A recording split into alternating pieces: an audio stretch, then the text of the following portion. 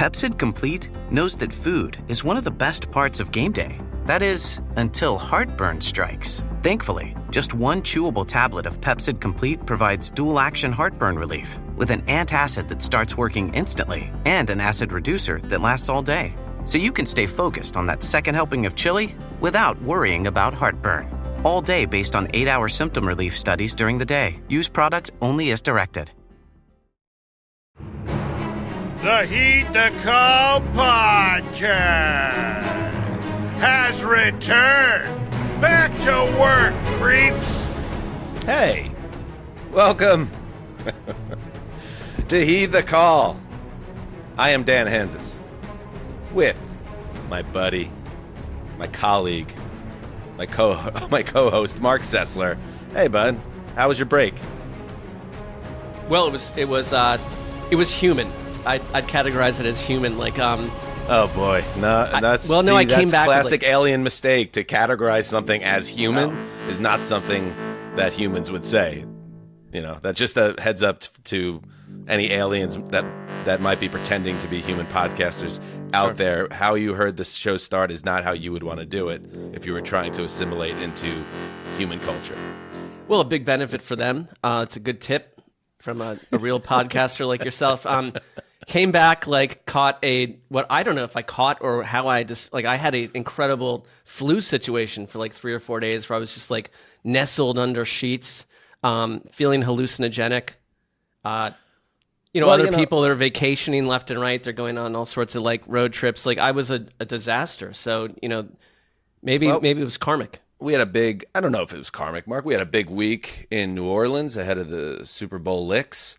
And a lot of glad handing and good times were had. So I'm sorry that happened to you. How was yours, by the way? Why would we? I should be giving and ask you, what you were up to. It was fine. I enjoyed a few days off to recharge the batteries. It does remind me, Mark, how much I love what we do, because I was excited to get to work, get back to work and do the show again and connect with the audience. And on that note, before we get into everything, we're going to bring in Conor and we're going to talk about some news that's gone down since we last did the show Super Bowl Sunday night, and we're going to talk about what we're really invested in as the offseason kicks off in earnest. But yeah, we did plan to start the show a little earlier today. Our producer, I don't know if the audience knows this, our producer Justin Graver moved to Texas over the weekend. A little bit sudden. We didn't know this was something that was going to happen so quickly, but it did, and as is his right. But from a administrative standpoint, Mark, you and I should have a quick conversation. The show, as you know, was supposed to start at 9 a.m. Pacific. It is 10 minutes to 11. There were some certain delays that Justin... We'd be done by now. I'd be done, set out into the wild, and here we are we're toiling. And I can see it as no other, it's a sign, although we are supportive of Justin's move from Los Angeles to Texas to be closer to family and start a life with his beautiful fiance. At the same time, it does feel like an immediate testing of boundaries to move the show around the way he did. So I'm gonna bring in Justin here, and I know the way we kind of typically operate is like this good cop, bad cop. I think maybe to keep him on his toes here, I want you to play bad cop. Oh, which is not normally I'd be typically I'd be nice, I want to. Yeah. Now, I emotionally fondle. I wouldn't say fondle, but emotionally, be kind. But yeah. I get what's happening. So you play bad cop. Okay. I'll play good cop, and let's make sure he understands what's what. All right, Justin, Can you jump in a second? Hey, Dan, how's it going? Great. How's everything in Texas, man? I'm really happy for you. Thanks. Everything's good. It's pretty cold here, but it's really nice. Our house is big, 3 times the size-ish of our apartment in LA for less rent, so we're don't rub it in, man. Now. But we're really happy for you. Yeah, I'm really excited that you're able to purchase, property in our country. Well, I live in an apartment that's on the 7th floor of a building that probably will get taken out by an earthquake. Do you feel on any level that was your move selfish on any level? Can we just start there? Let's just get right to the... Yeah. Well, first of all, we are renting, so we didn't buy the house. We're renting a house. But second of all, yes. Justin, can you jump out a second? Can you just jump out 1 second? Sure. Yeah. I don't have a sound for that, but... Hey, Mark, Yeah. Was I too? Did I get too? Well, yeah, directed? because you're more attacking him for moving. Oh. This is more like about the show. Yeah, it's Okay. It's more we want to talk to him about, and from an employer type scenario. It's let's look at it as something like just a disciplinary review. Okay. So let's not get even when we switch good cop bad cop, you have to school me on how to be a bad cop. So I appreciate All right, that. Let's Yes. bring Justin back in. There we go. Justin, can you jump back in? Hey, what's up? Marc wanted to talk to you. Justin, do you does it weigh on you on any level that we had to start the show? Well, it's 10:54 a.m. and we were going to start at 9 a.m. Does it weigh on you that your own personal values and value system in life somehow had us start the show this late? Yes, I'm extremely apologetic. I never planned on delaying the show like this and affecting your guys' lives. I know, Marc, your day is totally thrown off. You were going to go do so many things after this, and now you're 2 hours delayed, and I just feel terrible about it. And just know, Justin, I totally get it. Life gets in the way sometimes. I understand the movers showed up late. I have no issues at all. I wasn't frustrated at all about it this morning. But I was going to say that, but Yeah. I didn't want to make any excuses. I own this. It's on me. Right. So, but just try to, stick to the schedule here. Now we're in different time zones moving forward. Marc, anything else before we close this? We live in a scot-free world. You just get away with whatever happens. It's like, oh yeah, look at me. I have salary. But how about the concept that, again, we're talking about. It's not only that. It's not just Dan and myself and Conor, who's on the East Coast. It's already deep into the afternoon for Conor and we haven't even discussed His that. kids are sitting outside the school waiting to be picked up. They got out probably an hour ago. But also, Justin, I would just ask you, does it weigh on you that the listener, thousands of listeners, assuming that tens that's of how many, thousands, tens of thousands, the show arrives much later into their earpieces, into their sockets? Yes, I feel terrible for the listeners, especially because they've been waiting over a week since the Super Bowl episode. And now it's like they have to wait a couple hours extra. It's terrible. And I just feel like I've really ruined the return of Heed the Call, the first episode of, is this season 2 now? I don't know. But the first episode of whatever we're doing now. And it's like, what can I do? I just have to try to make it up to you guys. All right. Well, I got your back at all times. Thanks, you know Dan. that. Yeah. And all right, without further ado, we did mention the man is here, Conor Orr. Sorry, man. Sorry about your kids. Sorry about your family. Yeah, it's fine. I've just been here for 45 minutes, but Jesus Christ. It's like whatever podcast Conor does, he's just sitting around waiting. What's up, Con, man? This is it was great to kick off the offseason shows with you. There is no offseason in the NFL, of course, as in fact the 2-week NFL franchise tag window opened up today, Tuesday, runs until 4 p.m. on March 4th, and I guess we'll touch on that. But how you feeling about this particular NFL offseason? You've been through many of them. I feel really good about this one, mostly because I'm not going to be a very large part of it, which is great. Paternity leave is kind of lining up here with spicy. Kind of a truncated paternity, because I don't really take it traditionally. I just take a couple weeks, but maybe that couple weeks covers the most annoying part of it, which to me is pre-free agency, which I really don't like, and the combine, so that kind of stuff. I can kind of set that up. Do you know you're going to have a child, and that's an incredible news. Do you know for certain that you're not having twins? If another one was hidden in there at this point, it would be a all-world stunner. A stunner. Yeah, absolutely. Yeah. Okay. It's always the risk. Shock. Yeah. All right. So we're all back together. Ain't it grand? Ain't it grand? Let's get caught up with what we missed since we've been gone. There's Landon Dickerson. All I gotta say is go fucking burn! Oh, we apologize for that. Yeah, we apologize. Landon has had himself a few, but he is obviously enjoying the moment there. Fox 29 in Philadelphia. The last Friday was the championship parade for the Philadelphia Eagles after they demolished the Chiefs in Super Bowl licks. It is funny, like those parades, and everyone does it. I mean, no one ever was drunker than Tom Brady after he won the Bucs Super Bowl on the Bay there in Tampa.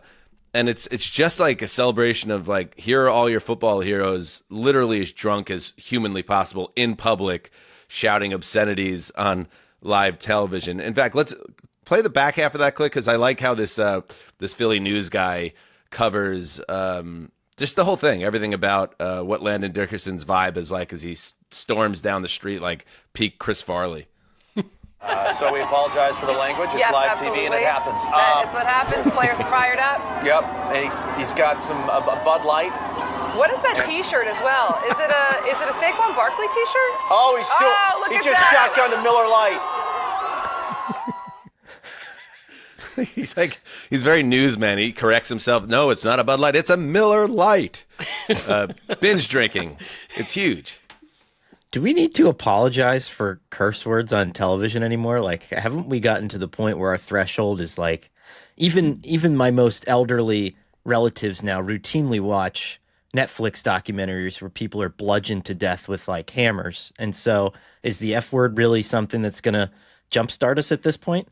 I've started with my sons. I'm getting a little looser with the language around them because, they're getting older, and while I try to be careful, things will slip out more, and I don't feel so bad about it. That's, it's part of language, part of communication, Mark. Well, I'd agree. I think to Connor's point, it feels very throwbacky, doesn't it? Like, it's very much News Guy from He grew up watching News Guy in 1988, and so he's being News Guy from 88. And kids are like, what are you talking about? Like, I'm in third grade. People are throwing down the F word left and right, like in third grade. My daughter's assigned seat on the bus just says F-U-C-K-Y-O-U, like it's just spelled out. And every day she comes home, she's like trying to crack the code is like in terms of like what it is. And I'm like, man, it's really going to suck when you learn to spell. Let's get into it. Let's start with the Bengals. This is a big offseason for the Cincinnati Bengals. They had a very disappointing 2024 season, obviously. It doesn't take an expert to know that Joe Burrow, or someone that's been studying the team closely, to understand that Joe Burrow is paying very close attention to what Cincinnati does at this kind of fork in the road moment for the organization. Now, a few years removed from the Super Bowl, some dark years in terms of no playoffs. And Jeremy Fowler of ESPN reported that the Bengals will attempt, that's the key word here, attempt to sign 3 key players to long-term deals: receiver Jamar Chase, receiver Tee Higgins, defensive end Trey Hendrickson. They tried to sign Jamar Chase last year, of course, didn't get it done. That feels like the one that's the safest to do, but the other ones, it's very much up in the air. And Connor, with this story, it's like, first of all, if you pay out all the superstar money, and the Higgins one is the one that really jumps out to me because he could fetch a ton of money on the free agent market, this might create a top-heavy team and not a better team. That would be my concern. But you also have to navigate Joe Burrow, who's made it very clear that I want these guys back. It's a little bit of a rock and a hard place scenario for Cincinnati management. Yeah, and I think it bothers me on 2 different levels. First of all, Cincinnati is already 6th in the NFL in cap allocated dollars to the wide receiver position. They spend more in salary cap dollars than the Philadelphia Eagles on their offensive line, and they have one of the worst run block win rates in the NFL. That's where this money needs to go. At some point this offseason, they have to find a running game. They have to find toughness, or else it's not going to matter. When Joe Burrow drops back, he can have some of these magical games with Jamar Chase, but the way teams play defense now, umbrella-heavy style defenses, it's not going to matter unless you can punch out opponents, and they have no physicality whatsoever. And I'll say this too. You want all of your salary cap money now to be tied up from quarterback, 2 wideouts, and now a defensive end hitting his age 30 season. Like, that makes no sense. And the only other thing I'll say to that is pay attention to how it came out, and no disrespect to any reporter at all. I'm not trying to complain in that way, but the fact that it's being leaked out is the Bengals want to sign all three of these guys probably to me means it's not individual agent driven. It's being leaked from the team. And that's the opening volley in this, right? Where it's like, well, we want them back. But it's up to them. And so they're kind of setting the table on this. Like, I would love to go to the grocery store and buy milk for 95 cents, but like, it's up to the grocery store in terms of what they charge for it. Well, I think you're so right that they're paying elegant positions. And what do the Eagles teach us? And what have they taught us for years? That like, you build up both lines and you go beat people up. And the Bengals have a lot of money in their O-line because it was a couple of off seasons ago when they went free agent heavy on linemen to build Joe Burrow was sacked 9 times in a playoff win against Justin's Titans. I would say this though, also, you've got Joe Burrow once in your franchise history. Like, you're never going to, it's possible you go another 100 years and not have a quarterback the equal of Joe Burrow. So like, I want to do what he wants them to do. But I also think if you're the Bengals, like, you're right, that you've got a team build in a way that actually wins games late in the season. But do you let Tee Higgins go? I don't know about that. Like, I think you've got to find a way to get these guys tied up and get it done for Joe Burrow. It might be crazy, but I think that's the easiest decision they have to make, because if right. Burrow is one of the top 5 quarterbacks, and I think almost everyone agrees, and he's smack in the middle of his prime, you don't need to give a quarterback at that level, to me, elite wide receivers on both sides. Give him one and then build, through the draft, find value. There are a lot of veteran wide receivers out there that could be a very good number 2 at a quarter of the cost potentially of what Higgins could command on the open market, where he can get between 30 and 40 million. And I love Tee Higgins, but you're going to pay that smells a little bit to me like Kenny Golladay going from the Lions to the Giants and paying a guy to be a super duper star when that's not who he is. So is there a way to improve the entire team without tying up all your money in 2 wide receivers and a defensive star entering his 30s? Yeah, I think there might be a smarter way to do that, but I don't know if that's what Burrow wants. And this is a team that is scarred by what happened with Carson Palmer, their last generational quarterback who asked out of town. And there's just this fear, and we'll see if it's a real fear, that could happen again if they don't handle this right. Speaking of veteran quarterbacks that are unhappy, Aaron Rodgers. He's unhappy because he's out of a job. The Jets announced this last week, it came out, that they are out on Rodgers after 2 seasons and 12 and 22 mark in those 2 years with Rodgers. A pretty devastating for the organization when you look back at what the Jets invested in Rodgers. In terms of cash, this was a good job by Rich Cimini of ESPN. Woody Johnson shelled out more than $111 million for the 4 players that were kind of Rodgers Inc., which is obviously Rodgers, $75 million, Alan Lazard, Devontae Adams, Randall Cobb. They combined to play only 66 games. The Jets, from a salary cap standpoint, will get stuck with $64 million in dead charges. Rodgers at $49 million on his own. And, Mark, the thing that really jumps out to me about this Rodgers situation is I wonder if Aaron Rodgers is capable of, I know he talks a lot about introspection and all that stuff, but the Jets desperately need a quarterback right now, whether that's a guy that they could see is that could get them to the playoffs or just to hold the fort while they figure some things out. And they had Rodgers on their roster. They don't gain any real financial flexibility by getting rid of him now. They're going to get killed for the next 2 years cap-wise. And they still decided they didn't want to be in business with him anymore. And what does that mean? Like, what? Why would the Jets run away from you at this moment? Because you did some things to really tick people off inside the building. And there was a report out there that the Jets did have the conversations with Rodgers ahead of the final decision. That was a face-to-face conversation that they were moving on. Diana Rossini reported that they didn't want him to do any outside media, such as the Pat McAfee show. They wanted him to be at all mandatory practices, no exceptions in the offseason program.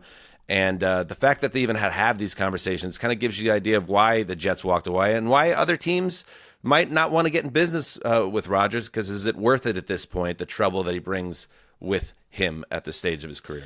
Yeah, I think it has so much to do with the personality of the quarterback and the fact that you signed up knowing that Aaron Rodgers was going to command incredible power inside the organization. But if you're going to get the Aaron Rodgers that we expected, and I think you did to some degree last season, he was a good quarterback, but like you would have signed up for that. But Aaron Glenn comes in, and I think he has made it very clear that like ego versus ego, we're not doing this, and we're not going to have Aaron Rodgers as part of this, and he's not going to run the show and run the team and run the front office. And I actually like initially was like keep him because I don't know if there's been a worse offseason to get a quarterback because you're not getting Sam Darnold back. Like that makes no sense. Like it's very hard to go find someone, but like Rodgers to me does not make sense because like Aaron Glenn wants to come in and completely recreate the organization, and as he should.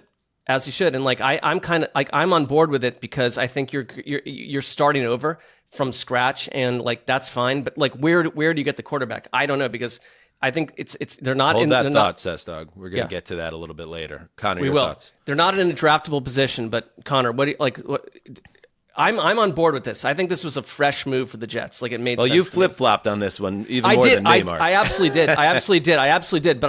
But Aaron Glenn, the personality of Aaron Glenn and what he said right away, it made me think like there was no chance that Aaron Rodgers was staying here. It interests me because even at the end of the season and just talking to people there, you know, you heard this kind of noise from the outside being like, oh, they're just tired of him.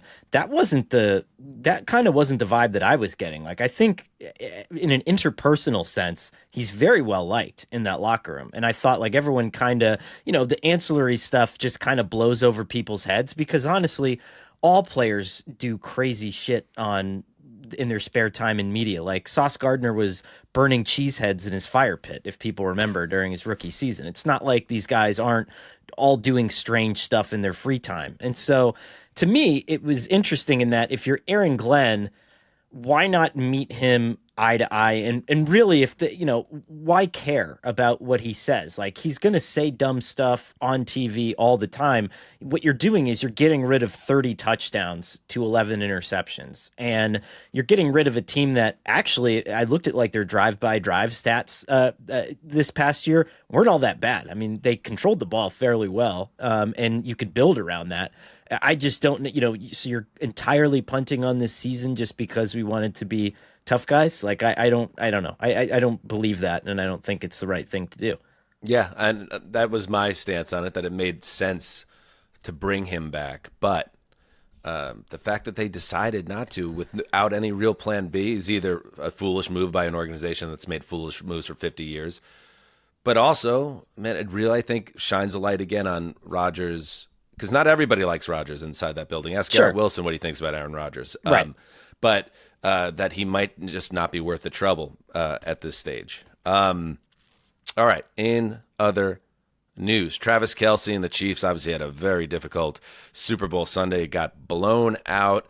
The future Hall of Fame tight end was on his podcast. He does it with his brother Jason, New Heights, and he talked about retirement and whether he is seriously considering it. It's going to sting.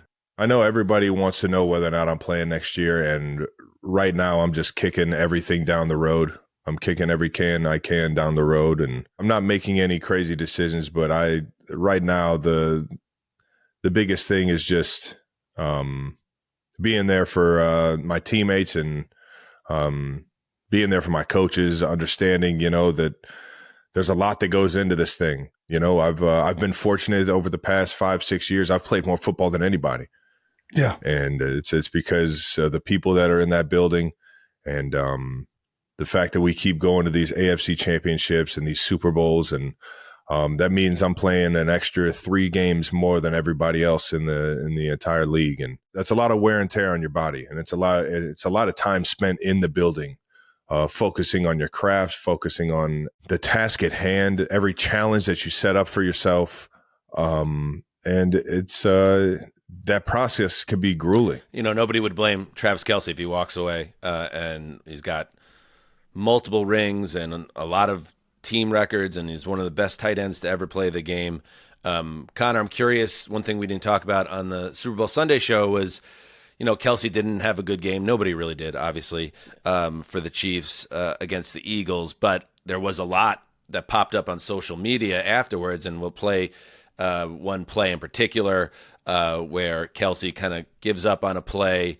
I understand that a flag comes out on it, but it's not what you would expect effort-wise when you're down 27-0 in the third quarter of the Super Bowl. There was another cut-up I saw, Connor, where it showed him just getting destroyed in terms of blocking assignments, and then some shots on the sideline where he just seemed to be mentally checked out, at least from the vantage point of Fox cameras. By the end of the second quarter, like, does he have the fire to play? And then there's a report out there that I just saw that the Chiefs do want Travis Kelce back, but maybe kind of on their own terms, which includes taking a step back in terms of playing time and becoming more of a coach on the field. This seems to be pointing to him walking away. What do you think, Connor? I wouldn't be surprised if, like, in June or July at some point, we get the insider report that he was physically not the same. He was hurt. Maybe he played through some sort of a muscle tear or something like that, because it wasn't just the Super Bowl. I mean, I think you could go back through every point during this season, and there was just a shot of him on the sideline that looked like his favorite pet ran away. And it was week after week. And then you brought up the blocking, which kind of was really the thing on my radar, and far be it from me to criticize someone having not played in the league, whatever, but it's like he looked slow out of his stance to me. Like and there were times when him and Pacheco would have Josh Sweat or one of these other guys, and Sweat would just blow through both of them. And you can't have, especially in an offense like that runs a lot of like 11 personnel, you can't have a tight end that's that much of a liability blocking anymore. And I think the idea was for him to grow into this, I've used this analogy before, with this kind of wise old pickup basketball player where he's setting screens and he's being the guy, and he's done that before, but we didn't see it necessarily in the Super Bowl. We saw it in glimmers during the playoffs, but this is the guy that knocked Andy Reid over in the goddamn Super Bowl last year, and he just looks out of gas to me. He just looks out of juice, and it's natural. I mean, this is a long career.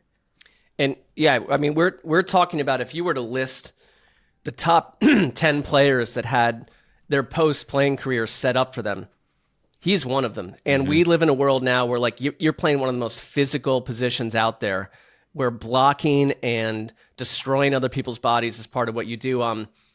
How many more years? When and why? Because you already, like Dan, we literally lost podcast of the year to the Kelces a year ago, who were still playing football at that time. It's like, Stings. Right? And like, you're dating one of the most famous, incredible songstress individuals of our generation. So like, you already have the rest of your life. And like, we live in a world now, and like, we started to see this about 10 years ago, where players were just retiring left and right early to save what would be like not the ill effects of brain damage and other stuff. But if you're Kelce, you've kind of achieved everything. What does 2 or 3 more seasons do? And are you that player? So I think if you're him, you've got to be thinking, you're looking at your own brother, who in 1 year off of the field has transitioned to one of the biggest NFL media stars around. Like, you'd be there a year from now. Do you need to keep doing this? It's all about, love of the game at this point more than anything else, which I know he spoke of it leading up to the game in all the press engagements of how much he loved playing, how he intended to play longer. But that kind of betrayed, what we saw on the field on Sunday. So let's see how it all plays out. In any event, for the Chiefs to continue. He'd also come in here and like probably he'd want to clean the room out with us with his fist for discussing like what he'd do at all. What did we say? We didn't say nothing anything negative, but it's like it's his decision. But like I just think it's like players are leaving earlier than they ever have. Yeah, he is not going to clean house. I thought this was fair and balanced conversation. And look, at Connor's got a Fu Manchu. You never. That's mess true. With He the would guy with the Fu respect that. Manchu. He'd respect that. Yeah. And Justin's little new setup, he'd respect that. I like it. I see the Titans helmet made it. It looks one of the like first things I had to set that up right away, because I knew that it was very important to the gravitational pull of the show, and there will be a lot more. And the actual universe itself. Right. That's what I meant. Yeah. Do you remember during the COVID draft, everyone made fun of Zach Taylor doing it in like a spare bedroom in the house with absolutely no decor? And that's what Justin's setup looks like right now. Yeah, you got a big blank canvas to work on, Justin, in your beautiful new home. We're very happy for you. And we're sorry about the conversation earlier, but that's just necessary stuff in terms of the business operation. Well, thank you. And I agree, and I understand. Yeah. By the way, this episode of Heed the Call is brought to you by BetterHelp. Green flags in relationships. Oh, man. Communication, Mark. That's the biggest one for me. We often hear about the red flags we should avoid. But what if we focus more on looking for green flags in friends and partners? Mark, I know you are a man that's well-versed in relationships. What's a green flag to you? A green flag for me, is communication. Like, if you can talk about anything, I don't want there to be like 8 topics we can't discuss because it brings up like, oh, I can't handle this. It's like, let's just talk about anything. It could be physical, it could be emotional, whatever. No third rails. I like that, Right. Mark. If you're not sure what those green flags look like for you, therapy can help you identify them, actively practice them in your relationships, and embody the green flag energy yourself. BetterHelp is fully online, making therapy affordable and convenient, serving over 5 million people worldwide. Access a diverse network of more than 30,000 credentialed therapists with a wide range of specialties. Easily switch therapists at any time, no extra cost. Discover your relationship green flags with BetterHelp. Visit BetterHelp.com/HTC today to get 10% off your first month. That's BetterHelp, HELP.com/HTC. Hey, by the way, are you playing on Underdog yet? It's easy. All you have to do is pick higher or lower on player stats, and if you're right, you could win up to 1,000 times your entry. We know the NFL season is over, but the NBA is back from All-Star break on Wednesday. Plus, why not try your hand at college basketball, soccer, or all kinds of other sports? Just scan the QR code on your screen to download and play on the Underdog app, or sign up with the code HTC. That's us. New users can receive up to $1,000 in bonus cash when they deposit. Make the most of your sports fandom by playing along on Underdog. For our U.S. audience only. Okay, back to the news. Trevor Lawrence, another guy like the Joe Burrow thing. You're waiting for the Trevor Lawrence Jaguars relationship to bear fruit in a tangible way. It's been a rough couple of years for the organization, and Lawrence himself has been injured. There has been some speculation, scuttlebutt perhaps, Connor, connecting Lawrence places like Pittsburgh. The Steelers are desperate to find an answer at quarterback at this point. Here is Trevor Lawrence talking about, he heard or was told about him being connected to the Steelers, but don't read into any of that. That's funny. I didn't really see anything. My agent texted me and was like, hey, and then of course I saw it after. He texted me and said, hey, this is a report that's out there. I don't think there's anything to it, but I'll check into it. So I saw it, and it's funny though. When he sent it to me, I was like, I wouldn't say your heart drops, but you're kind of like, what? Like you think, and then I'm like thinking about, well, I can't even I have a no trade clause in my contract, so I would know about it if I was getting traded, or if that was something that was going to happen. I'd have to be on board with it. So, which I'm not. I'm happy here in Jacksonville. I plan on, we want to win a Super Bowl here, and I think we can do that. And I don't want to leave Jacksonville. So I'm happy here. Obviously, not going to Pittsburgh. Not going to Pittsburgh. That's our old friend Kay Adams, the Up and Adams show. Mark. Yep. What a great reporter. So you're Liam Cohen. You're going to go to Jacksonville and then trade Trevor Lawrence. Like, right. like when Connor says that he's going to be able to skip a part of the offseason for paternity leave. Like, this is the kind of stuff you want to skip. This is completely ridiculous. Yeah. Well, how about this one then? Let's look into this one. Also on Kay's show. Good job by Kay Adams, who, as Mark notes, is a great reporter. Tyreek Hill, who at the end of the regular season made sure anybody within an earshot knew he wanted out of Miami. He told Kay that, listen, I don't believe that, actually. I want to stay around. This sounds like a guy that got yelled at by his agent. Here we go. Hit it, Justin. Tua, he's my guy. Always will be my guy, no matter what, man. And I'm sure, he understands my frustration. We all want to win. Tua, he's another competitor. Oh, yeah. He's a hell of a competitor. A lot of people don't know that. He's a winner. He's consistent. Yeah. He's won a lot. So I'm looking forward to, just us continuing to build our relationship, man, even more. I love it. And this is my public apology. I love that this is important. Is that what that is? Please. This is my public apology to you, Tua. I love you, bro. But take it. Are you sort of wanting to say you're sorry to your team? Oh God, yeah. Oh God. But they already know that though. They know I'm not that kind of player though. I'm not. I a lot of people may say, oh, Reek is a hothead. He's this, he's that. But all my teammates know, bro. I come to work every day. I bust my tail. I show up to meetings on time. You know what his agent said? His agent said, hey, dumbass, do you want to be playing in New England 27 degrees by November in the snow. Like maybe Drake May's great or maybe he's not. Like you're 30 years old coming off your worst season. You play in South Beach. You have a beautiful house there. Your girlfriend's there. Your kids are there. Multiple girlfriends. Take your money, catch a bunch of passes from Tua that inflate your stats, and shut it. And go on Kay Adams' show and make it sound like that was like you were severed. It was like severance, and that was your outie or your innie saying that you wanted out of Miami. Your outie wants nothing of the sort. If we get to the point, Dan, where we're being interviewed by other people and like we're calling each other, he's my guy, you know that you're in. There's some stuff going on there.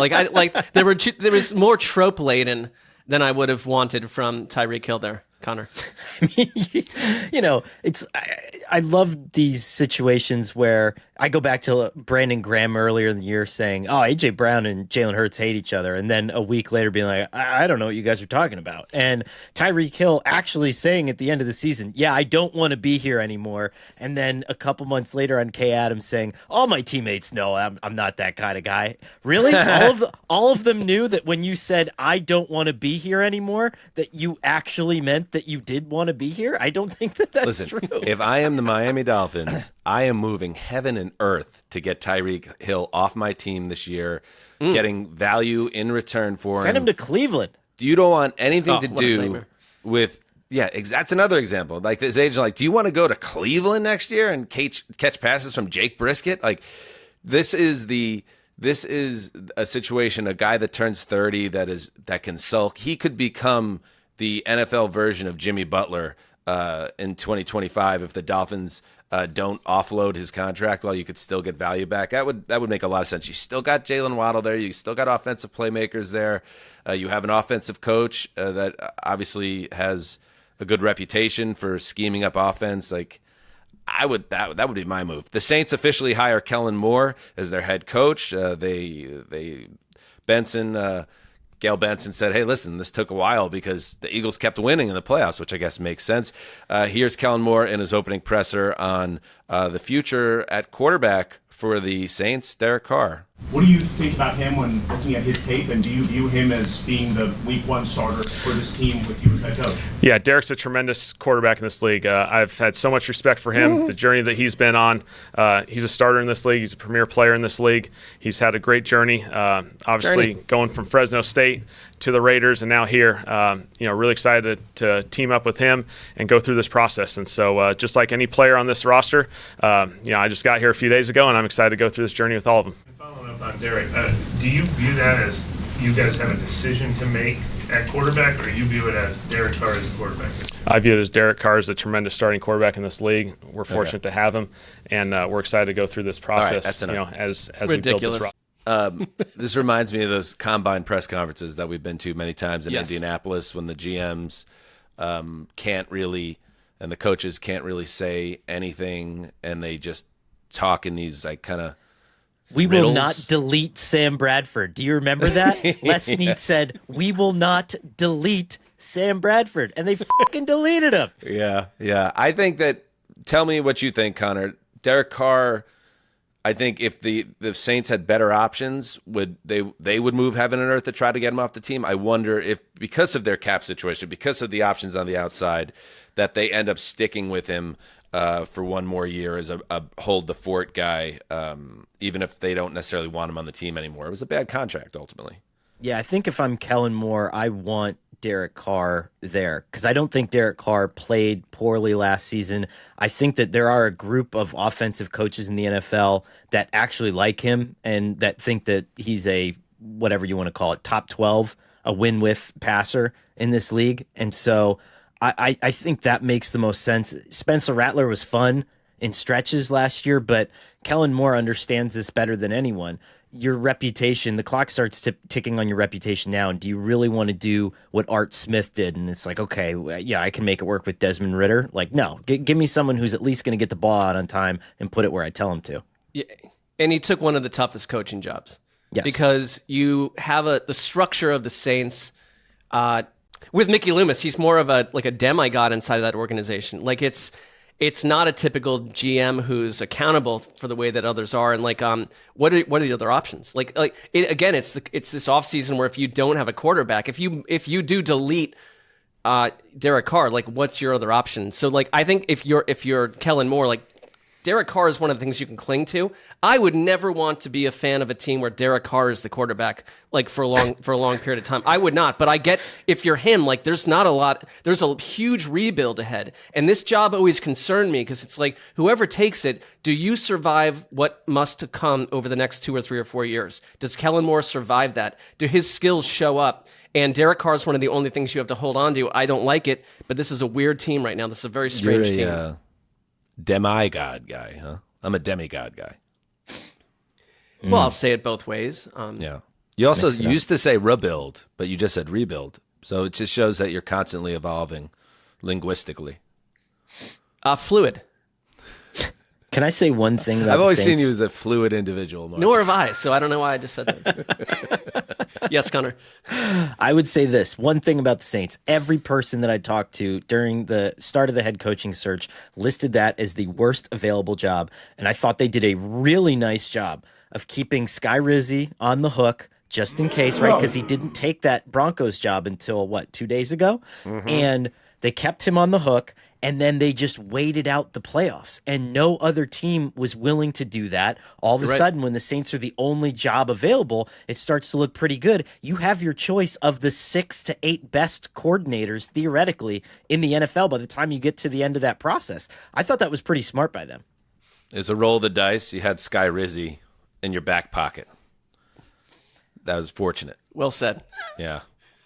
All right. Lastly, in the news, you have this is a story. By the way, I got some stupid tweets about this, like, "Why are you hiding from the Justin Tucker story?" No, dummy. We weren't hiding from the story. Like, I love Justin Tucker so much. We're not going to talk about this. It broke in the middle of a Super Bowl week where we were having these fun shows at the Heat House.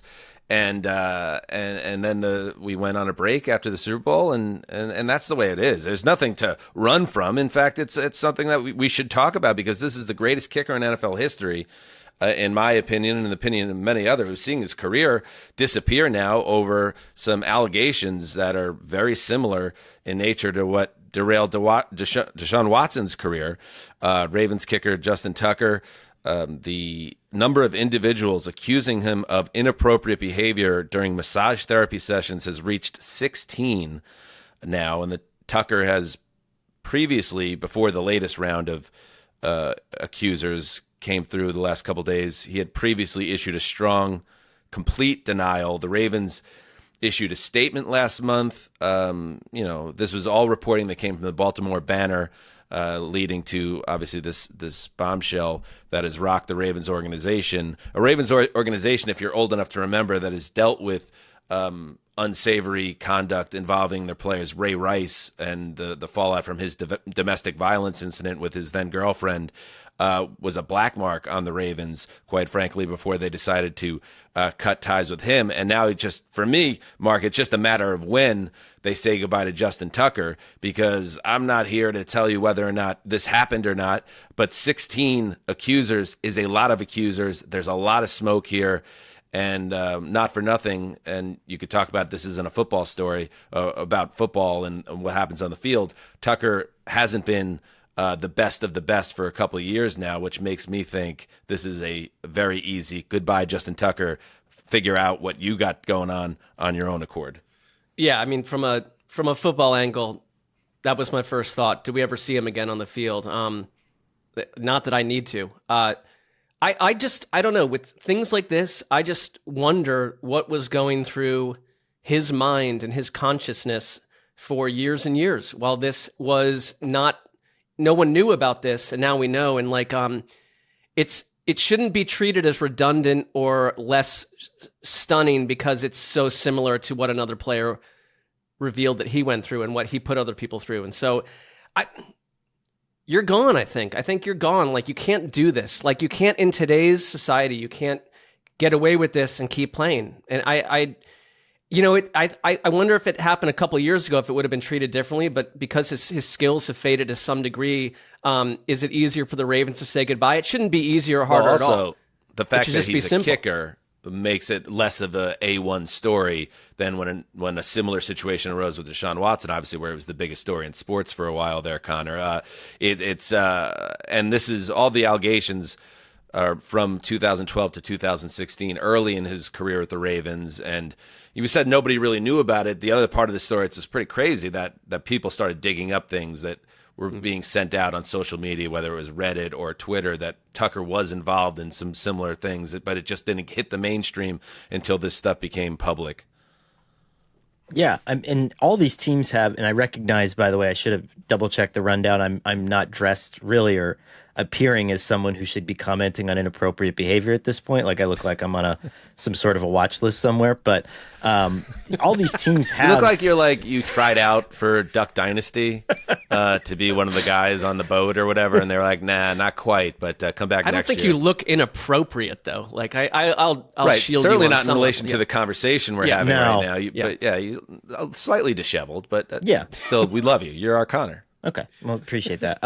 All these teams have security professionals whose job it is to comb through all of this stuff and to keep the team ownership informed and to get them out of these adverse situations. I'm wondering exactly when the Ravens started to get hip to this stuff because, like you said, they read Twitter, they read Reddit, they read all this stuff because that's part of their business and they deal with all these players. I'm sure Justin Tucker saw it and brought it to them. If he did, I don't know if that's true or not.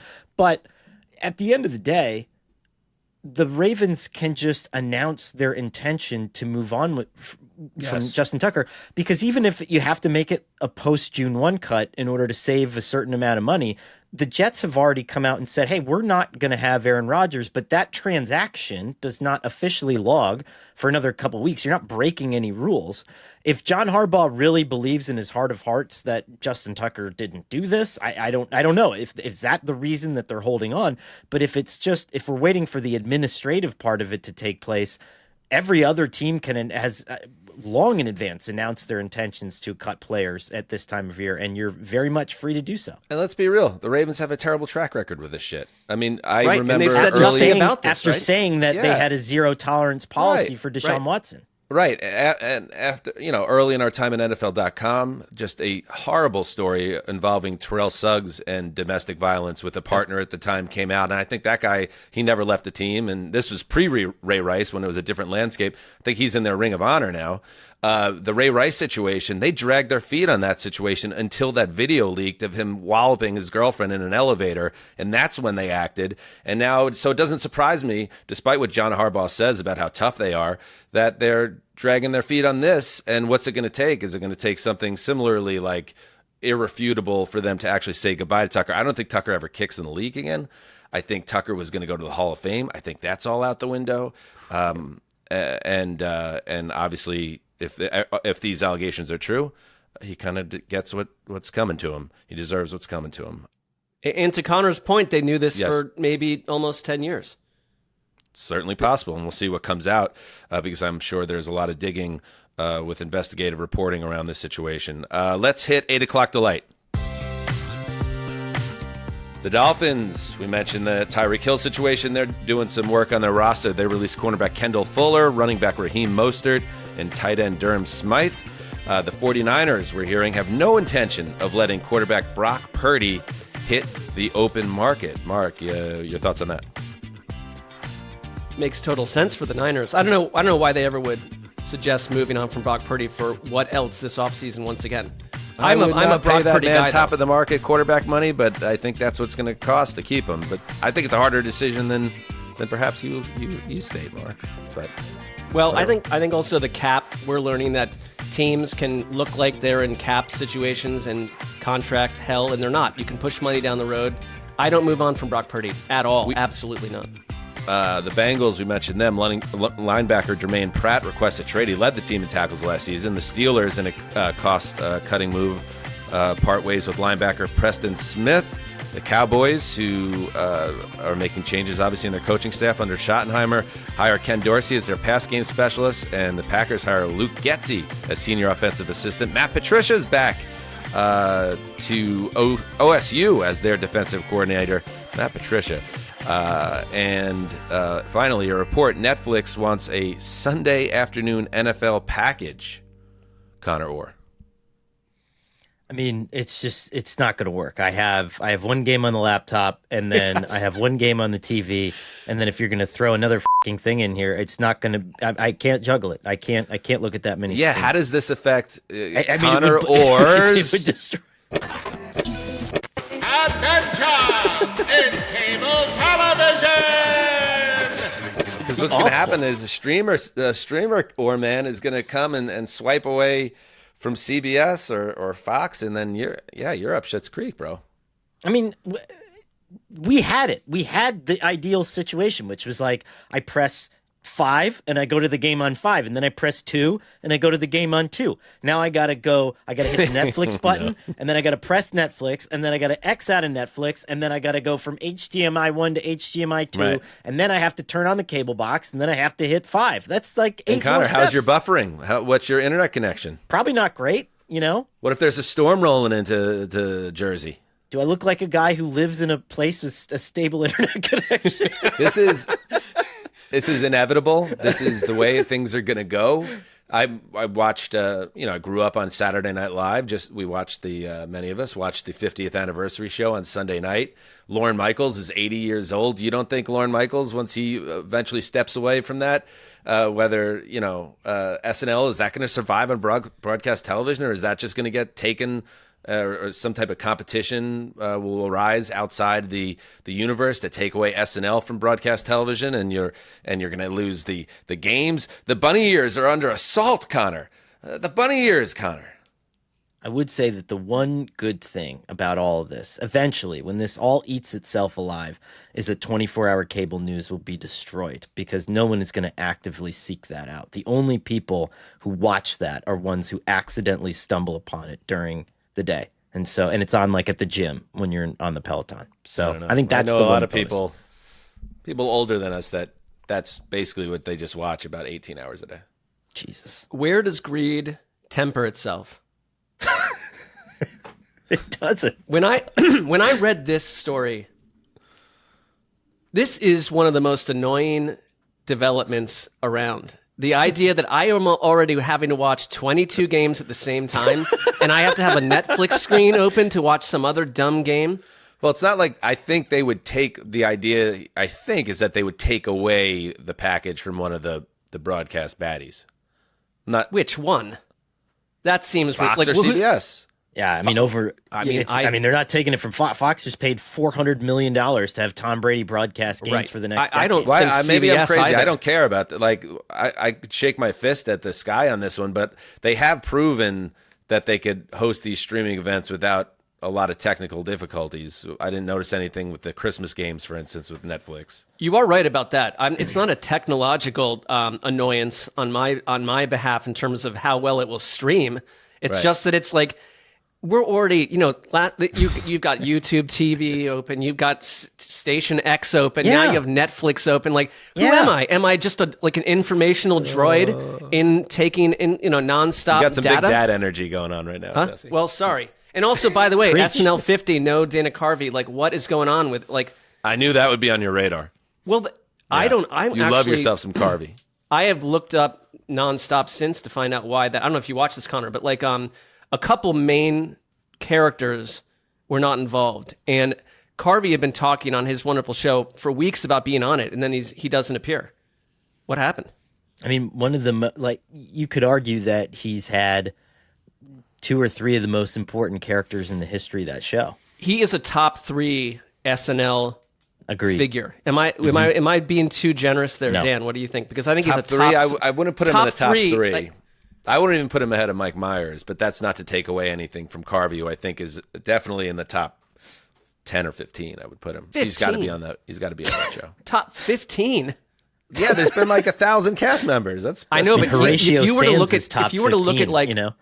well, there's different generations of it, but if you were to look at like the most impactful characters, I believe he is easy top 3, top 5. I did read some discourse around this.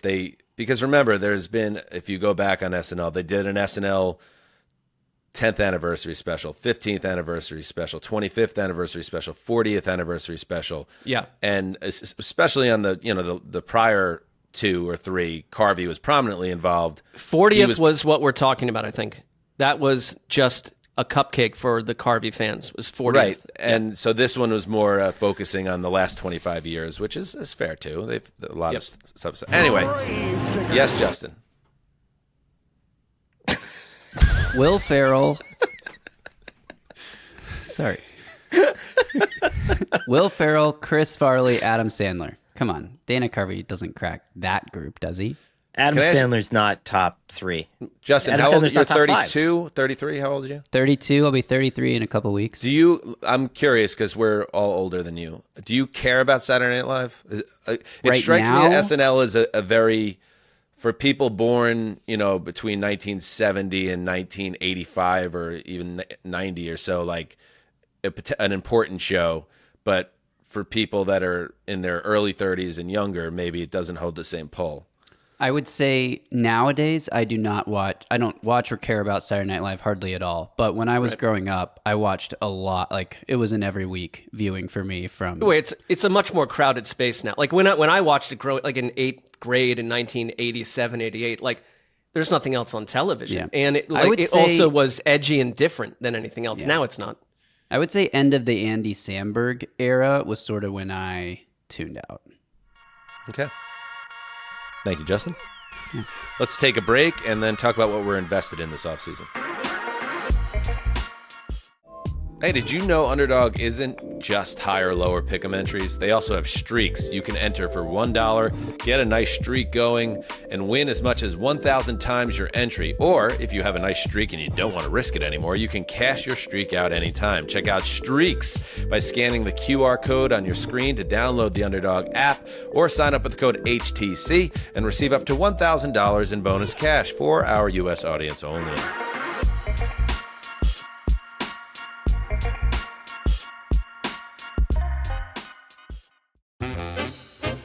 Love, exciting and new. Hello, Hannah Waddingham here. Have you seen the fabulous new Sun Princess? World-class entertainment, exceptional dining, and the greatest pizza ever. It's Don't miss our Come Aboard sale with up to 40% off and free room upgrades. Visit princess.com or call your travel advisor to book. Princess Cruises. Terms and restrictions apply. Offer ends 2/28/25. Ships at Bermudan and British Registry. Every cup of Nespresso coffee is an invitation to transform your morning routine into a ritual you can treasure each and every day. Using the Virtuo Pop, a simple touch of the button freshly brews bold aromas and a rich, velvety crema layer for delicious cafe-quality coffee at home. Whether you enjoy your coffee hot or over ice, every sip, every morning is unforgettable. Nothing tastes like Nespresso coffee. Visit Nespresso.com or our app to explore our full range of easy-to-use machines and coffees not found anywhere else. All right, we're back. Who would be ahead of Dana Carvey, Mark? Just taking a look at the list. You got to put Eddie Murphy ahead of him. I would put Hartman ahead of him. Bill Murray's before my time. I would put Hader just a touch ahead of him. Will Ferrell, I would put ahead of him. Okay, John well, Belushi. it's certainly like down to taste, but like he's in the back end. He's on the right side of the Dalton line. If that helps. More than that, I love. I put Myers ahead of him, as I said. Farley, maybe. Carvey may be the best impressionist of the last 50 years. I love Carvey. And he wasn't Wiig, a movie star. He wasn't like a big movie star. He didn't go do, Adam Sandler type stuff. But like, talk about a versatile thespian.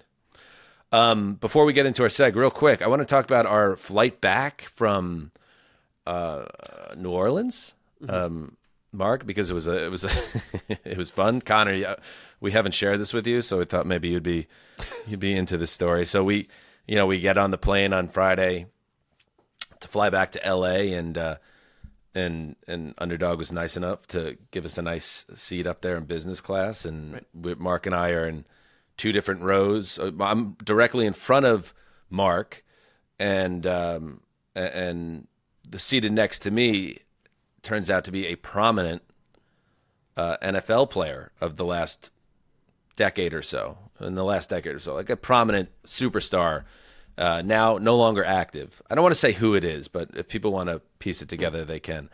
A superstar out of the backfield of the prior 10 years in the NFL. And anyway, so Marc was a little jealous, I could tell. Like, I never talk to people next to me on a plane. Like, not my thing, not my style. I don't care who it is. And I could tell Marc was, a little bummed out. But then things got worse for you, Marc. It did get worse because this is let's be real, a large individual, brawny. I'd call him brawny. And he immediately took his seat. The minute we get into flight space, he immediately puts his seat back entirely. So I can't do I cannot move at all. Full recline. But that was my second issue. My first issue was that this whole I don't talk to people next to me. I would have engaged in a wonderful conversation and tried to get to know him better, probably get his phone number. I know. That's why he was fortunate, because he doesn't want to talk to some podcast bozo. I was giving him his space, and he gave me mine. Well, he wasn't giving me my space, though. He just declines the seat, and that's why we shouldn't say his name, because automatically, I think in today's air travel, Connor, if you're someone that's going to take the seat and put it all the way back, I don't like to do this. I don't like to complain about air flights and stuff, but this was just, I couldn't move, and there was a large person next to me, so it was just 4 hours of mass all around me. Oh, stop it. You're ridiculous. The best part, though, is experiencing enjoyment. We get off the plane, right? And this was the best part. This individual, an instantly recognizable individual if you follow football, an award-winning individual, but no longer an active player. Marc and I we're together. We're walking off the concourse thing, and we're back. Now we're into the airport proper, and we pass this individual who's gathering some of his belongings, and Marc turns to him and makes eye contact with him and says, "Good luck to you." and then we keep walking, and I take a beat, and I think, what do you mean good luck? Why did you say good luck to him? Good luck to what? And your response was whatever he's doing, good luck to him. I'm connecting with him, He felt that connection, I'm certain. Do we have? You're right. Do we have the video Marc took when he was aggravated on the plane? Hopefully, it doesn't give away the identity. It's what a cinematography event this is, by the way. Look how far back that seat is. Look how far back it is. You could see his scalp. It's under a microscope. That was a creepy video. I'd even say it by myself. Yeah. That was a little. Good luck to you. Well, he looked stunned when I said that. He was just wait, what? Why are you talking to me? All right. It's like telling the woman at the ticket counter, when she's enjoy your trip, and you're like, you too, even though she's not going anywhere. Yeah. Ridiculous. All right, let's hit this seg. What are we invested in this offseason? I'll get this going. I'm invested, for obvious reasons, in New York football getting its act together. This is a very important offseason. Since the Giants beat the Patriots in 47, that was February of 2012. Here are the records of the two New York football teams. The Giants, 79, 132-1, 2 playoff appearances, 1 win. The Jets, 74 and 138. I bet you didn't realize it was that close, by the way. Only 5 games worse than the Giants, 0 playoff appearances, famously. Longest active drought in North American sports. The records of these two New York football teams. Buffalo is the only New York. Quiet, clown. You're basically Canadian. Not that there's anything wrong with that. Jesus Christ. Tough time. Anyway, that is crazy. Jesus Christ. Their combined record is 153, 270, and 1. That's a 360 winning percentage. And that goes back to Obama's first term in office. This has been going on a long time. What in the holy Conor Orr has happened to New York football? I know you've covered both of these teams during this time, and as you might guess, I'm invested in this. I'm glad that Poppy, God rest his soul, my grandfather, doesn't have to watch this from his brown chair on Cardian Place in Pearl River. but I have a lot of friends and a lot of family who do have to watch Giants football. It's wretched. And like Sunday afternoon text threads between Giants and Jets fans in my life read like a real-time dispatch of an active terrorism event. Like it's, and I also stress about this as a dad. My sons are 8 and 10 years old. They know nothing of the Jets, obviously, other than dysfunction and failure for the duration of their lives to this point. This, that reflects poorly on me. Like, what do you think of me? That's the team that I tell them is like the team that you should believe in. And while I tend to have little sympathy for Giants fans and their 4 Super Bowl rings and their rich history as a Tiffany franchise, any Big Blue supporters born after the helmet catch, which was Tiffany franchise, which was February of 2008, have similarly sour experiences for the duration of their lives to this point. And it gets to the point, and Connor, you know this, it's cold and it's dark in the tri-state area in late fall and winter. It rains, it sleets, it snows. The wind cuts through you and through your jacket, and it laughs as it does it, and you have to shovel a lot. Well, in Markstown in Connecticut, they pay people to do it, but like those people have to shovel. And a halfway decent product on the football field shouldn't be too much to ask for. So figure it out. Like, I think the patience, has run thin. And our old buddy Jason Artilius, a great producer, used to be with us at NFL Media. He does a lot of stuff in the New York area now. I did some WPIX live hits on Sunday nights this past season, a couple of them, and it was just like every topic was just a funereal about New York football. The Giants picked 3rd overall this year. The Jets pick 7th overall. They both need quarterbacks. They both need help in the trenches.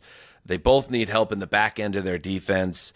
And I would just say the quickest path back to respectability here is obviously finding a quarterback. But, Jaden Daniels doesn't grow on trees. It gets especially tricky here. The Giants won a meaningless game in January that took them out of a draft class that might be too deep at quarterback. And so now they have to hope one of those 2 guys falls to them. The Jets just quit on Aaron Rodgers, as we talked about. The best potential free agent option might be Sam Darnold, who has enough Jets-related baggage to fill up a 747. So I think the only way to play this, obviously, is you're not trying to make the playoffs and win the Super Bowl this offseason, but you have to start building a foundation and using this year as foundational. And don't expect miracles, but if you can get out of the season having improved the roster and you could kick the quarterback conversation down the line potentially, that would be success.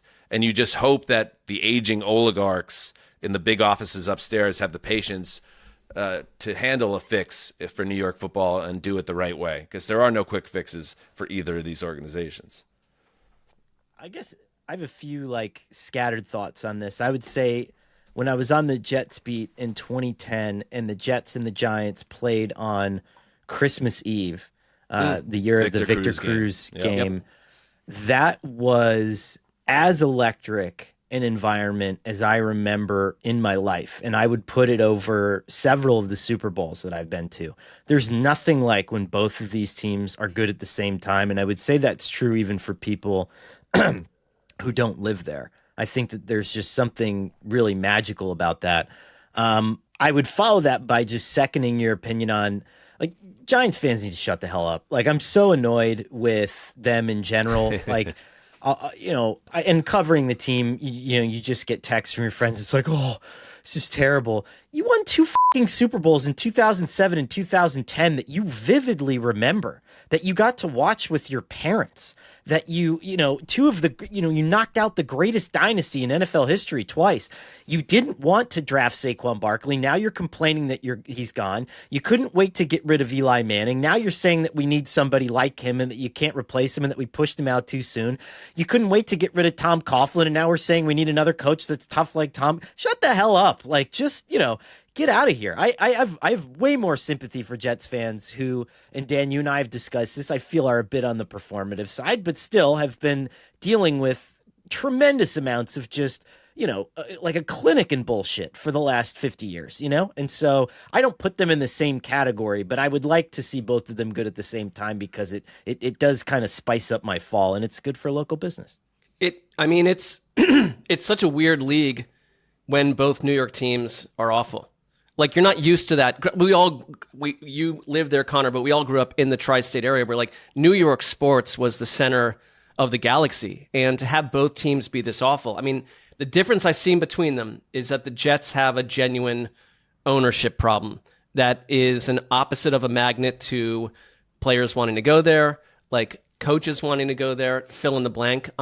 And post Eli Manning, they've just not had a quarterback. And there's 7 or 8 teams out there every year that are like that. And they've been a directionless compass without I would a quarterback. say this, though, Mark, to that point, while, yes, obviously Woody Johnson is Woody Johnson, the Giants' failures have gone beyond the quarterback. They have been kind of a joke of an organization, the way they've been run. Increasingly so in the last 7 or 8 years. But we called them a Tiffany franchise. And I think they get a pass in part right. because they share the city with the Jets, and the Jets are such a laughingstock nationally and locally that people are kind of sleeping, to my point, that they've almost have identical records over the past, since that last Super Bowl win. The Giants are in a deep funk. So, like, I'll move out of the way now because I want us to hit our other two, but I just want to say, like, that there will be no miracles for either of these teams in 25, but they just have to be smart about building up these rosters and giving the coaches and the GMs a runway to rebuild this thing the right way, because both teams have done it the wrong way for several years now. Yep. I'm invested. How about you, Sassy? What are you invested in? So I know to like listeners, it's like Dan is going to hit a certain topic and Mark's going to hit a certain topic, and it's going to involve certain teams, and they can be annoyed at us. And I've tried to stay off the Browns. I really have. But I think that the Myles Garrett situation is one of the more intriguing offseason narratives, because they're very invested in not trading him, from what you hear. That he wants out. Listen to his words. He said, "I'm willing to do whatever it takes. I want to have a chance to win those big games, to go out there and compete, to elevate a team as a player, as a teammate, as a leader, and just come in and have an immediate effect." So you want to go to a winner. Like, you don't want to build the Browns into a winner. I get you've been there for a long time. And I, for one, I can see where Myles Garrett is coming from, because I think the NBA obviously has impacted the NFL. All of these are, they're all in the same world in terms of pro athletes discussing, working with each other, talking about what the future can be for themselves as stars. And Myles Garrett is basically taking his career into his own hands and saying, I don't trust this team, this organization, and these owners to take me there. And he's not wrong, but it's like, part of me is like, what will happen here? And are we moving into what I am a little more concerned about? Cap aside, because every team, it's not baseball where like there are truly poor teams that like just float like the Pittsburgh Pirates did for a million years.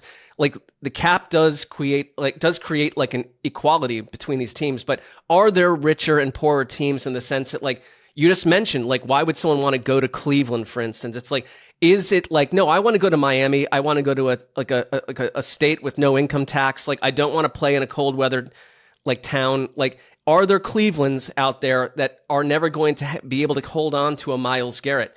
And what happens with this struggle between team and the best defensive player they've ever had, I'd argue. And he's run out of patience with what the organization is. And I don't have a problem with his mindset, but is the team just held captive? And this is an offseason, too, where we don't have a lot of quarterbacks available. The free agency class is the worst I think we've seen in 10 years. The draft is hot and cold, depending on what you're looking for. Is it a trade-heavy offseason where someone like Myles Garrett can force his hand and control the team? And if you root for a team like your Jets, the Giants, the Browns, one of these 8 or 9 teams that struggles, are you, as a fan, just a sitting duck? Are you a rube to root for a team like this that will never get where you want it to go because its best players will use you for their first contract and then they'll find a way to get out? My sympathy wavers with the players when they're asking out of town, because for the reasons why, as a Browns fan, why you're frustrated that he wants out now. But in the case of Garrett, like, he's an example. This isn't like Devontae Adams, I want to move to Vegas where my mansion is and play with my buddy Derek, or Tyreek Hill forcing his way to Miami after vetoing the Jets, like, because he wants to be in South Beach. Like, the Browns, they're botching his prime. But I do agree with that. And it's like he's given them 7 or 8 years, right, of his best years as a pro athlete, and with them showing no signs of figuring it out, like, I don't have an issue with Garrett or any player in this type of situation deciding, like, I got to go find a place that will put me in a position to be playing in January, I'm with you. I do think that the Clevelands of the world, there's 5 or 6 teams like this, that if he were on the Eagles and they were struggling for a number of years, like, does the same thing happen? If he were on a New York team? Probably yes, because I think it's just player empowerment. So, like, again, like, I'm kind of in a weird place as a fan, too, where it's like, I can see where he's coming from. And to everything you just said, Dan, like, I can see it that way. And it's like, if I were him, I'd want out, too. But if you root for a certain type of team in a certain part of the country that has a certain type of history and lineage, like, are you screwed? Like, are you living in a pretendersville? Like, no, we saw what happened with Washington in one season when they got the quarterback. Everything can change. I get that. But, like, I just feel part of it is, like, if you root for geographically, economically, ownership-wise, a certain type of NFL franchise, you're kind of pretending. You're living pretendersville. Well, look at Detroit, though. Like, it's bad until it's not. And I don't think Cleveland is some football graveyard. In fact, you see it, Connor, you see it every year with those primetime games where the Browns have a pulse sometimes when they play their home games in primetime. And it's like, oh, what a great football city. What a great vibe. And they almost got there in the early years of Baker. Like, I don't think players view the Browns as a death sentence, but if it's the way that they've run the organization the last 2 years or 3 years, is like, that's the problem. Like, just figure it out. Like, 'cause I get why you would disenfranchise your best players. Right. And I mean, if you look at the NFLPA survey every year, there's a reason why there are some teams that are always at the top, and there are also teams that rise really quickly that you wouldn't expect. For example, the Vikings have one of the most widely praised facilities, day-to-day work environments in the NFL, and that place is a tundra hellhole, right? And so it's one of those situations where in Cleveland, if you operate like some sort of evil hedge fund manager, your employees are going to feel like they work for an evil hedge fund. And that's just the way it is. I mean, Jimmy Haslam gutted the career of Joe Thomas. Like, think of all the great Browns players that have come before and after. Nick Chubb is now he's going to have played in two playoff games in his entire life at this point. So I don't blame him. He sees the writing on the wall, but I think that the ability to change the perception rests within the owner. Stephen Ross went from evil, like actually paying hundreds of thousands of dollars to try to lose games with Brian Flores, to the Dolphins having the #1 rated team to play for in the NFL because of you hired the right coach. You hired people who make it so you want to be there every day. And so I don't think it's this mystical process. It's just, don't be an evil hedge fund manager, just act normal. How about you, Connor? All right. Dan. Isn't it funny how much everything goes back to ownership? Everything goes back to ownership. Absolutely. It really does. All right, Connor. So before I get into mine, Dan, Yes. just an interesting statistical question for you. Just venture a guess for me here on what Patrick Mahomes' yards per attempt were if the Chiefs decided to pass the ball on first down versus run the ball on first down. If they decide to pass it doesn't matter because I'm legitimately invested in the run game, baby. Passing is yesterday's news. It's been found out like high fructose corn syrup. It's unhealthy. It's a false promise. It's a precursor to diabetes. The Eagles ran the ball 621 times during the regular season. They went from 3rd in the NFL in percentages of drives ending in a turnover last year to 29th this year. They average more yards per play. They have more time per drive than a year ago. They cut down on their risk of back-breaking sacks or interceptions by 11 11%. This is not just the Eagles. The Packers went from dead last in the league in rushing attempts under Mike McCarthy.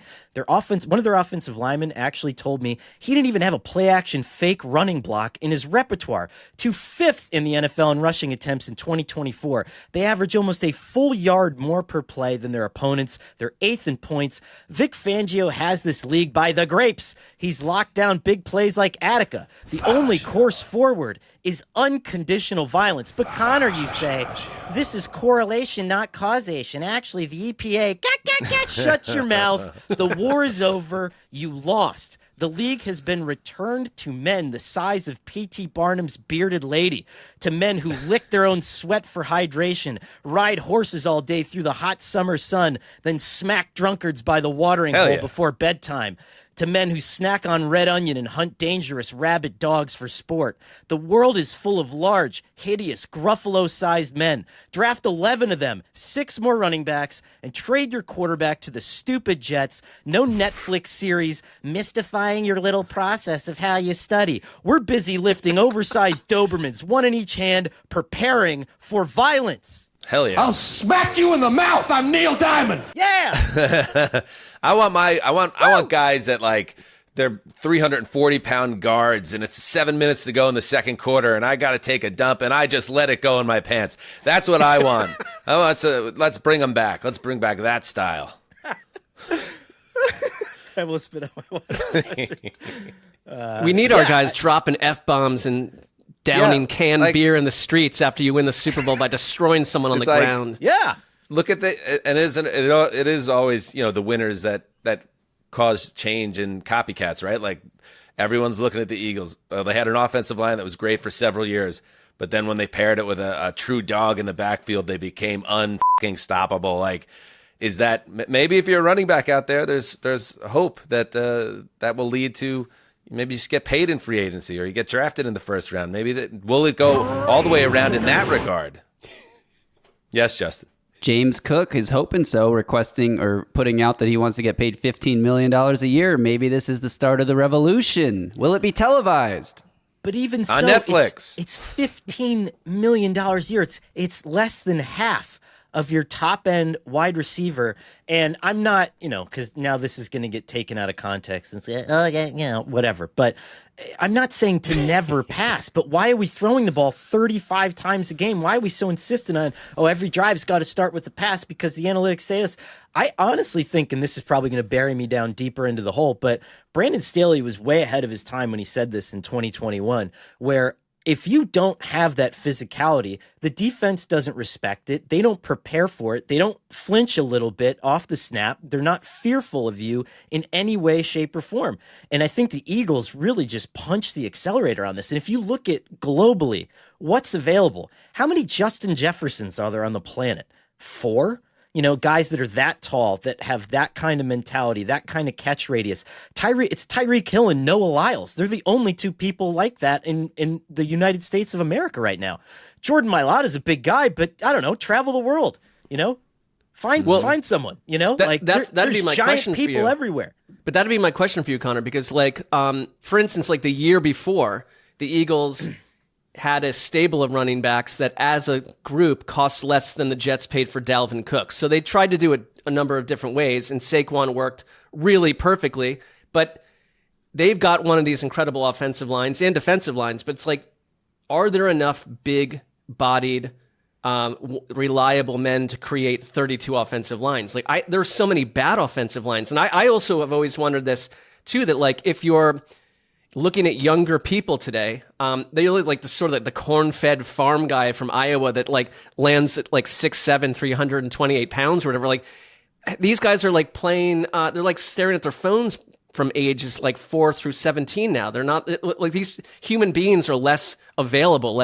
Teams can want to do this and they do want to do this, but can teams create these offensive lines? The Eagles are special because they found the right big massed. There will always be big men. Whether or not social media exists and phones exist. I think that, But also scheme matters, right? Look at Mekhi Becton, who washed out in New York as a left tackle, but he's huge and talented. He's going to get paid like $16 million a year this offseason. Yeah, and the Eagles said, you know what? All right, it didn't work out a tackle for this guy, but he's athletic, he's big. I'm going to stick him at guard, and he's going to maul at guard, and he's going to be sitting in confetti with tears holding his daughter after the Super Bowl. Like, yeah, just it's scheme, and and I like that. You know, that's whatever happened to Gary Cooper. You know, that's what this is about, right? Well, I think now, if you're looking at, we're asking ourselves this question, are good tackles available? Are good quarterbacks are just becoming a thing of the past in terms of, we have, 7 quarterbacks right now that you would say are legitimate problems for opposing defenses? 7 or 8? Am I overstating that? Do you think? You're in the ballpark, yeah. Yeah. And so I think, everything in the league is cyclical, and we got taken by storm by, high octane passing offenses because the defenses at the time were set up to allow it. Everything was kind of in its right place, but now everyone's smaller, everyone's thinner, everyone was focused on speed, and now is the time to just load up on your sledgehammers. But I don't think that ever really goes out of style. I mean, I know it's not the perfect example, but I mean, shit, Army's been running the same offense since 1900, and they won 11 games last year. Bravo. Think about it, everybody. Think about it. Army. We're invested. We're invested in this offseason. We got so much fun content coming up. Coming up on Thursday, we welcome back our friends Jordan and Money Mike Dugar and dig into the league from a different angle. Connor, thank you, as always, for everything you do. We'll see you on the Friday Fun Show, which returns on Patreon on Friday. Justin, good luck to you. Again, we're sorry about that conversation at the top of the show, but also one that had to be done. Yes. Yeah, I got to go pick up my kid at a police station right now. So wherever she is. Yeah. I got a ton of shit to unpack here, but by Thursday's show, my background should be looking nice. And good luck at the station, Connor. All right, excellent. All right, let's get out of here. We will be back on Thursday. Like I said, make sure you're there, Hedonists. We're happy to be back in your ears. Till next time, heed the call.